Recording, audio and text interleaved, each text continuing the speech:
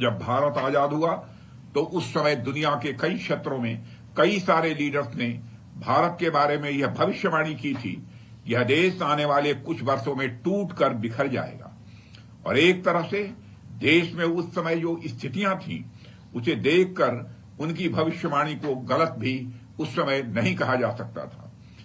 उस समय देश लगभग 560 अलग अलग रियासतों में बटा हुआ था। कई सारी रियासतें तो यूरोप के कई देशों से भी बड़ी थीं। उनमें से कुछ रियासतें भारत के साथ मिलना चाहती थीं, कुछ रियासतें पाकिस्तान के साथ भी मिलना चाहती थीं, तो वहीं कुछ रियासतें स्वतंत्र भी रहना चाहती थीं। यह भारत की एकता और अखंडता के लिए कदापि उचित नहीं होता। लेकिन सरदार पटेल के रहते यह कैसे संभव होता?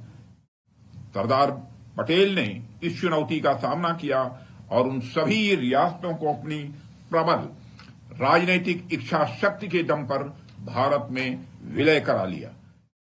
हमें एकता पुरुष के रूप में मेजर बाब खातिंग का उदाहरण मिलता है, जिन्होंने बिना किसी हिंसा के, बिना किसी रेजिस्टेंस के, केवल अपनी कूटनीतिक समझ के बल पर लोकल कम्युनिटी को साथ लेकर तवांग को भारत में शामिल किया। 14 फरवरी 1951 का वह ऐतिहासिक दिन भारत के स्वर्णिम इतिहास में हमेशा के लिए अंकित हो गया, जब उन्होंने तवांग में तिरंगा फहराया। साथियों, मेजर बाब खातिंग का योगदान सिर्फ तवांग को भारत में शामिल कराने तक ही सीमित नहीं रहा।